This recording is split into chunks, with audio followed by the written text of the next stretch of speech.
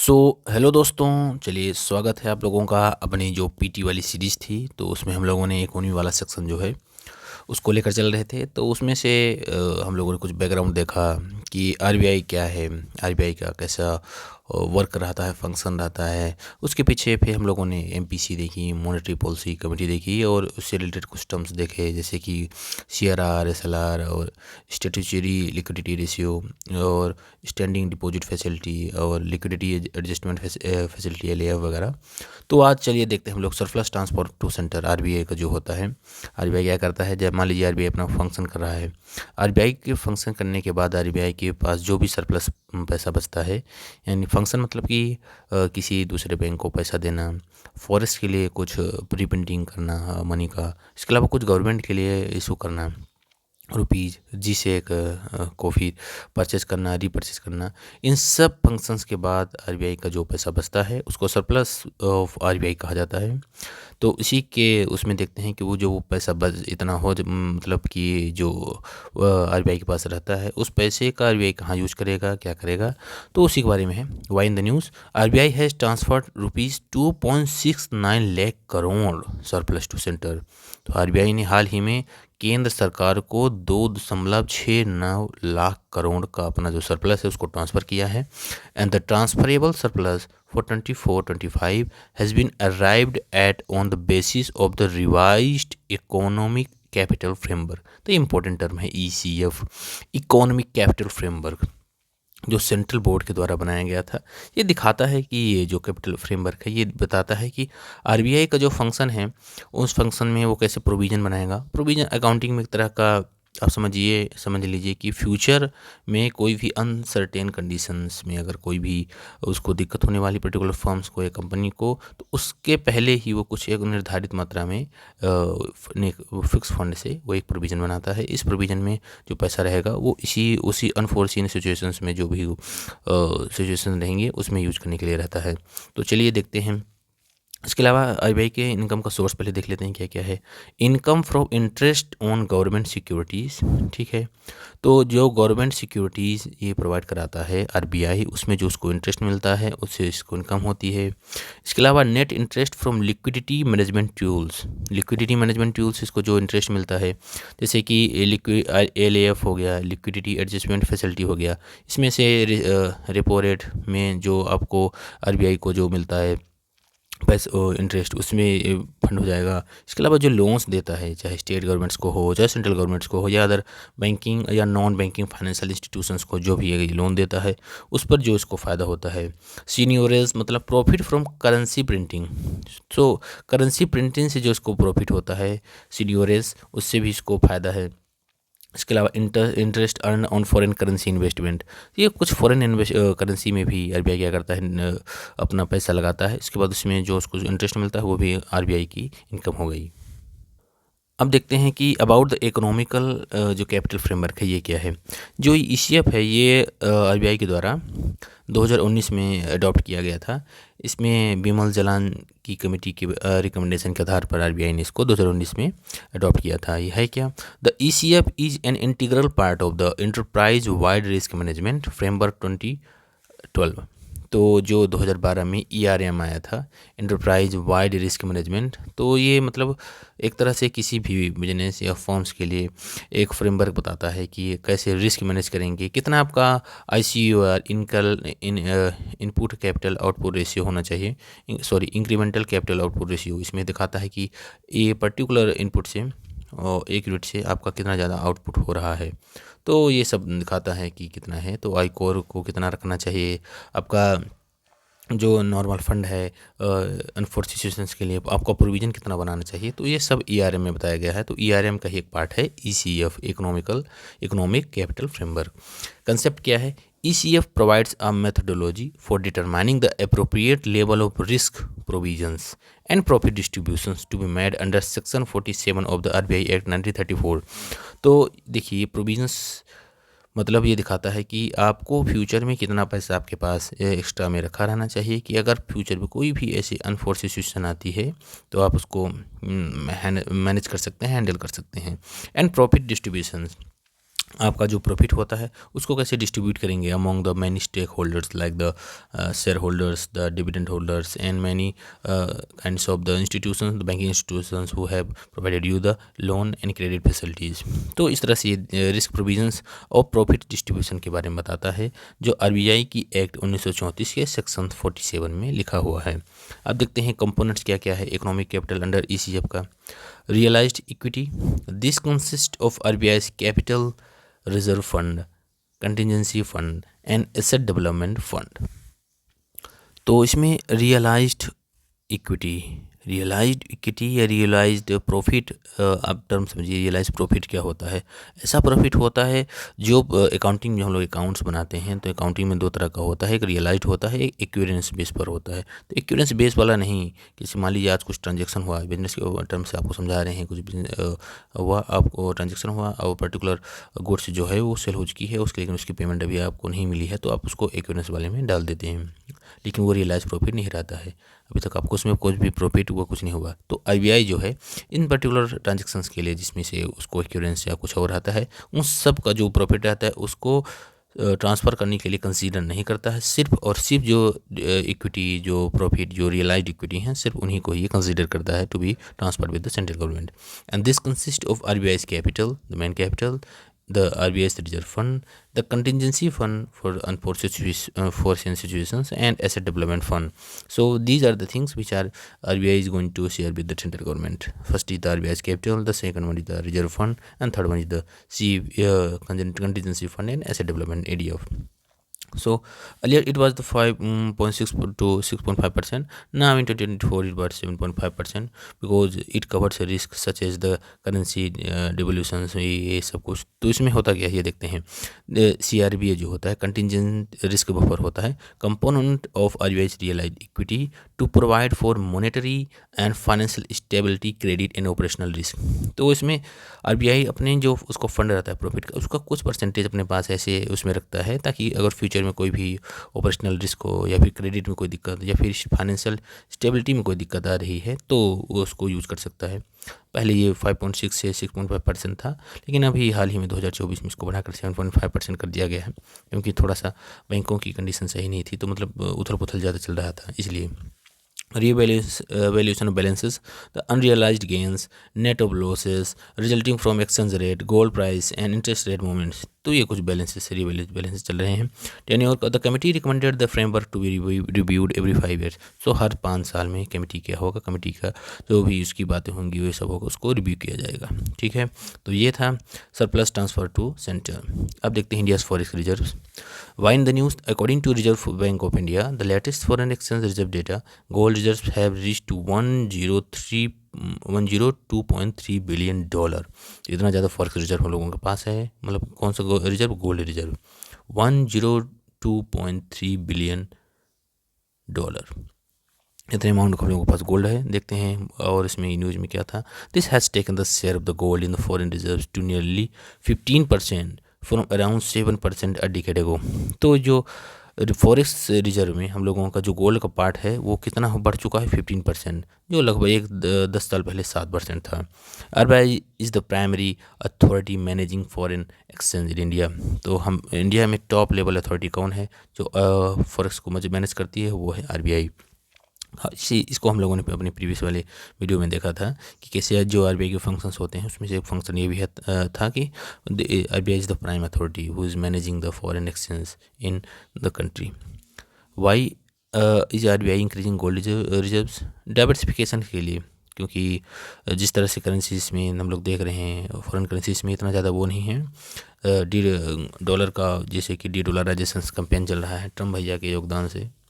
तो इस तरह से आरबीआई सोच रहा है कि भाई थोड़ा सा इस पर्टिकुलर करेंसी में हम लोग फॉरेक्स नहीं रखते हैं, हम अपना डाइवर्सिफाई करते हैं फॉरेक्स बास्केट, जो हम लोगों को फॉरेक्स बास्केट है उसमें हम थोड़ा सा गोल्ड का इनपुट ज़्यादा रखते हैं। तो so diversify the foreign currency assets base and reduce dependency on the US dollar. वही बात है ना, यूएस के डॉलर पर डिपेंडेंसी को कम करना, ये हम लोगों का प्राइम पर्पज़ था।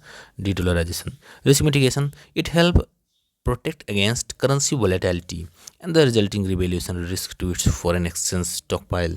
तो पहली बात तो ये करेंसी की वोलेटिलिटी को जो है उससे प्रोटेक्ट करता है। पर्टिकुलर करेंसी हम लोग मान लीजिए येन रख लिए और चाइनीज़ वाला रख लिए, सॉरी येन रख लिए, यूरो रख लिए, मान लीजिए डॉलर रख लिए। और तो इस तरह से होता क्या है कि मान लीजिए पर्टिकुलर किसी भी कंट्री में येन में ही देख लेते हैं कि यहाँ की इकोनॉमी थोड़ा सा गिर रही है, तो रुपये के मुकाबले क्या हो, ये थोड़ा सा ऊपर नीचे होते रहेगी। तो इस तरह से करेंसी में हमेशा वोलेटिलिटी रहती ही है। इससे क्या होगा, रिवैल्यूएशन रिस्क हमेशा बना रहेगा। अब फॉरेन एक्सचेंज अगर स्टॉक पाइल भी हो गया तो उससे भी दिक्कत पड़ती है। गोल्ड रहेगा तो गोल्ड का तो मतलब कि इसकी तो इनहेरेंट वैल्यू रहती ही है। Hedge against inflation, gold is accumulated as a hedge against inflation helping protect the purchasing power of India's foreign reserve. तो गोल्ड क्यों एक्यूमुलेट किया जाता है हेज के रूप में जब इन्फ्लेशन रहती है? इससे होगा क्या, पहली बात ये देख लेते हैं। It will protect the purchasing power of India's foreign reserve. ये तो सही बात है भाई, क्योंकि मछली की ये फुल बास्केट हो गया फॉरेक्स का। इसमें से मान लीजिए इतना पार्ट लगभग गोल्ड है। पहले कितना था, इतना पार्ट गोल्ड रहता था। इसमें कुछ कितनी भी वोलेटिलिटी होती है, कुछ भी होता है, इन्फ्लेशन कहीं भी कुछ होता है, लेकिन जो पर्टिकुलर गोल्ड है ना, गोल्ड से हम लोग जितना जितना है उतना तो हम लोग ट्रांजेक्शन कर सकते हैं। तो इस तरह से प्रोटेक्ट करता है उसको, हम लोगों के परचेजिंग पावर को। Risk associated with storing golds क्या है, रिड्यूस्ड लिक्विडिटी इन फ्लेक्सिबिलिटी। हाँ तो वही है इसके गोल्ड वगैरह ना, इसकी लिक्विडिटी वो कम रहती है। लिक्विडिटी मतलब जैसे आपके पास अभी कैश है, कैश की लिक्विडिटी सबसे ज़्यादा होती है, इसको तुरंत दिए इकोनॉमी में तुरंत वो एक्सेप्टेड रहता है। और गोल्ड में ऐसा नहीं रहता है, उसको तुरंत लिक्विडिटी मतलब होता है कि how fast the particular things is going to be in the pace with the market और इकोनॉमी। जैसे कि कैश हमने दिया, तुरंत 1 सेकंड में particular the other person accept करेगा। लिक्विडिटी में थोड़ा सा उसको सोचना पड़ता है, सोचेगा कि इसको हम वो करते हैं, पहले वो ज्वेलरी के पास जाएगा, फिर वो उसको कैश देगा, फिर वो आता है इधर। तो एक तरह से इसकी लिक्विडिटी कम रहती है। It will reduce the liquidity and flexibility. Converting large gold holdings to cash during is lower and costlier than liquidating foreign currency assets। तो ये थोड़ा कभी कभी ये ज़्यादा स्लो होता है स्पीड इसका, और कॉस्टलियर भी होता है। अगर हम लोग लार्ज गोल्ड हम लोगों के पास है तो उसको कैश में हम लोग अगर कन्वर्ट करना चाहते हैं तो। जीरो यील्ड होता है, गोल्ड यील्ड्स नो इंटरेस्ट और डिविडेंड्स अनलाइक बॉन्ड्स और करेंसी डिपॉजिट्स। तो जैसे बॉन्ड में हम लोगों को कुछ ना कुछ डिविडेंड मिलता रहता है फिक्स टर्म के लिए, फिक्स परसेंटेज पर। और इसी तरह से कुछ पर्टिकुलर करेंसी के डिपॉजिट के लिए भी हम लोगों को एक पर्टिकुलर का समझ लीजिएगा बॉन्ड ही है, उसमें भी इंटरेस्ट हम लोगों को मिलता है। लेकिन गोल्ड में ऐसा कुछ नहीं होता है, इसमें जीरो यील्ड रहता है। तो एक तरह से ये प्रॉब्लम है। स्टोरेज एंड सिक्योरिटी कॉस्ट देखते हैं। Physical gold demand secure storage often in domestic और overseas vaults, increasing cost for storage, insurance and transportations. तो फिजिकल गोल्ड से क्या है, मतलब इसके लिए तो हम लोगों को पता है कि एक सिक्योर स्टोरेज होना चाहिए। एक ऐसे तो कहीं भी गोल्ड नहीं रख सकते हैं, जैसे कैश हो गया, कुछ और हो गया। उसके लिए या तो डोमेस्टिक या फिर ओवरसीज वॉल्ट्स होना चाहिए। आपको पता है कि भारत का जितना भी सोना था एक समय में, अभी तो लगभग पिछले साल से लोगों के पास आ गया है, लेकिन पता नहीं, लेकिन लगभग 500 से टन से ज़्यादा लगभग यूके के किसी उसमें पर्टिकुलर ओवरसीज वॉल्ट में रखा हुआ था। तो इस तरह से हम लोग अपनी सेफ्टी को ज़्यादा वो नहीं कर पाएंगे, तो ये थोड़ा सा बैरियर है। इससे इंक्रीजिंग कॉस्ट फॉर स्टोरेज होगा, इंश्योरेंस की प्रॉब्लम और ट्रांसपोर्टेशन ये सब प्रॉब्लम रहती है। कंपोनेंट देख लेते हैं क्या क्या है फॉरेन एक्सचेंज रिजर्व्स का। फॉरेन करेंसी एसेट्स में these are maintained in currencies like the US dollar रहता है, यूरो रहता है, पाउंड स्टर्लिंग रहता है, ऑस्ट्रेलियन डॉलर रहता है और जापानीज येन रहता है। और गोल्ड रिजर्व है जो आरबीआई के साथ रहता है। इसके अलावा कुछ आईएमएफ की एसडीआर जो होती हैं, स्पेशल ड्राइंग राइट्स होती हैं। इस आईएमएफ में उसके हर कंट्री में उसके कंट्रीब्यूशन के हिसाब से उसको एसडीआर दिया जाता है, स्पेशल ड्राइंग राइट्स दिए जाता है।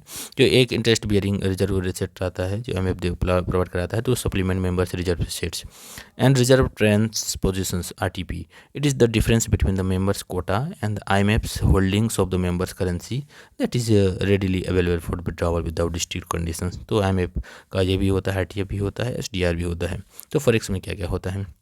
फॉरेक्स में पहले होता है फॉरेन करेंसी एसेट्स जितनी भी रहती हैं, यूएस डॉलर, यूरो, पाउंड ये वगैरह। फिर उसके बाद गोल्ड रिजर्व रहता है, और फिर कुछ होल्डिंग्स रहती हैं आईएमएफ की, जैसे कि एसडीआर हो गया और आरटीपी रिजर्व ट्रांसपोजिशंस। ठीक है, चलिए देखते हैं अब दूसरा, Reserve Bank Integrated Ombudsman Scheme 2021। Why in the news, the central and state cooperative banks have been brought under the ambit of Reserve Bank Integrated Ombudsman Scheme 2021 under Banking Regulation Act 1949। तो central state की जो cooperative banks थे वो अब RBI के ombudsman Scheme 2021 वाले के अंदर आ चुके हैं, जो बैंकिंग रेगुलेशन एक्ट 1949 के अंदर अंदर आता है। देखते हैं कि ओम्बुड्समैन ये एक्ट जो 2021 में लाया गया था क्या है। इसका ऑब्जेक्टिव था कि to provide customers of regulated entities speedy, cost effective and expeditious alternative grievance redress mechanism. तो उनकी जो समस्याएं हैं उनको कैसे फास्ट तरीके से और कॉस्ट इफेक्टिव तरीके से हम लोग उनको रिड्यूस कर पाएंगे, उसी के लिए अल्टरनेटिव ग्रीवांस रिड्यूस मैकेनिज्म के लिए आया था ये। कवरेज क्या है, until now it covered the all commercial bank. अभी क्या क्या कवर करता है, जितने भी कमर्शियल बैंक हैं, जितने भी आरआरबी रीजनल रूरल बैंक्स हैं, scheduled primary urban cooperative banks हैं, या फिर non scheduled primary cooperative banks और डिपॉजिट साइज ऑफ 50 करोड़ वाले, ये सारे इसमें आते हैं। इसके अलावा ऑल एनबीएफसी जो होती हैं, नॉन बैंकिंग फाइनेंशियल कंपनीज, इसमें से हाउसिंग फाइनेंस कंपनीज को एक्सक्लूड किया गया है। Which are authorised to accept deposits और have customer interface with an asset size of ₹100 crore. तो ऐसे जो जितने भी एनबीएफसीज जो ऑथराइज्ड किए गए हैं तो डिपॉजिट को एक्सेप्ट करने के लिए, एंड हैव कस्टमर इंटरफेस, इनकी एसेट साइज लगभग 100 करोड़ है। ऑल सिस्टम पार्टिसिपेंट्स, जैसे कि पेमेंट सिस्टम वाले जितने भी हो गए, पेमेंट सेटलमेंट सिस्टम एक्ट 2007, इसके अलावा क्रेडिट इन्फॉर्मेशन कंपनी, तो ये सभी इसके अंदर ओम्बुड्समैन स्कीम के अंदर आते हैं। जो हम लोगों को पेमेंट सेटलमेंट सिस्टम एक्ट 2007 वाला चलता है, क्रेडिट इन्फॉर्मेशन वाला, वो सभी आते हैं। It integrated the 3 ombudsman scheme of RBI, namely जैसे इसने इसके पहले जो 3 ओम्बुड्समैन स्कीम चल रही थी उन सबको एक तरह से मर्ज कर दिया है, एक में कर दिया है। 2006 में चल रही थी जो banking ombudsman scheme 2006, and the ombudsman scheme for non banking financial company 2018, and the ombudsman scheme for digital transaction 2019। तो इन तीनों स्कीम्स को एक तरह से मर्ज करके इंटीग्रेट कर दिया गया है। It adopted the one nation one ombudsman approach by making the RBI ombudsman mechanism jurisdictional neutral. इसने क्या किया है कि वन नेशन वन ओम्बुड्समैन, एक राष्ट्र एक ओम्बुड्समैन होना चाहिए, जिससे आरबीआई के ओम्बुड्समैन मैकेनिज्म को बहुत तरह से न्यूट्रल और जुरिस्डिक्शनल तरीके से न्यूट्रल कर देता है। पावर क्या है, ombudsman can award up to 20 lakh in compensations. तो 20 लाख तक की ये जो भी अगर कोई भी अगर डिफ़ॉल्ट दिखता है किसी बैंक द्वारा कि कैसा, तो 20 लाख तक ये अवार्ड, यानी कि एक तरह से मान लीजिए सजा दे सकता है। Plus up to 1 lakh for the complaints time expense and any mental distress और हैरेसमेंट। और 1 लाख तक अगर किसी जो कंप्लेनेंट है उसके टाइम को अगर दिक्कत हुई, एक्सपेंसेस को, या फिर मेंटल डिस्ट्रेस और हैरेसमेंट हुआ है, तो 1 लाख तक का अवार्ड ये प्रोवाइड करा सकता है। ठीक है, ये कुछ था टर्म। फिर ये कुछ टर्म आते हैं तो इनको देख लेते हैं। जैसे कि स्टेटिंग डिपॉजिट फैसिलिटी 2022 में लगभग आई थी। It is a monetary tool that observe liquidity from commercial banks without collateral. तो एक तरह से लिक्विडिटी को ऑब्जर्व करने के लिए, जैसे कि मान लीजिए कि जब मार्केट में बहुत ज़्यादा पैसा है तो उस पैसे को खींचने के लिए जब आरबीआई इस कोई भी टूल यूज़ करती है तो उसको ऑब्जर्व लिक्विडिटी ऑब्जर्वेशन टूल्स कहा जाता है। इसमें क्या किया जाता है, आरबीआई जो बैंकों के पास पैसा है, क्योंकि बैंक ही पैसा अल्टीमेटली लोन प्राइवेट सेक्टर या किसी और को प्रोवाइड कराएंगे, तो फिर वही लोन जा करके मार्केट में जाएगा और तरह से वो क्या है लिक्विडिटी को बढ़ाएगा। तो आरबीआई का मेन एम रहता है कि जो पर्टिकुलर बैंक्स हैं तो उनसे कैसे हम लोग ये पर्टिकुलर जो सरप्लस अमाउंट है या फिर नॉर्मल अमाउंट खींच सकते हैं। तो यही एक तरह का मॉनेटरी टूल होता है जो commercial banks without collateral, monetary tool जो बिना कोलेट्रल के बैंकों से लिक्विडिटी को ऑब्जर्व करता है। फीचर क्या है, HDF replace the fixed rate reverse repo as the liquidity adjustment facility corridors floor. तो पहले जो फिक्स रेट का रिवर्स रेपो चलता था, रिवर्स रेपो रेट आरआरआर, तो इसको ये रिप्लेस करता है एचडीएफ, और इसके स्थान पर ये आया है। HDF is an overnight liquidity observation mechanism with flexibility for the RBI to increase its duration. An entity that is eligible for LF can use this facility. HDF will be available every day including holidays and weekends. तो ये किसी भी दिन HDF use हो सकता है। इसमें कोई कोलेक्टर नहीं रहता है आरबीआई को अपना ये सरप्लस यूज करने के लिए, बस किसी भी दिन ओवरनाइट भी यूज़ कर सकते हैं। बाकी बचता है वीआरआर और स्विच एक्शंस, तो इसको हम लोग क्या है नेक्स्ट क्लास में देखते हैं। आज के लिए इतना ही। Thank you guys.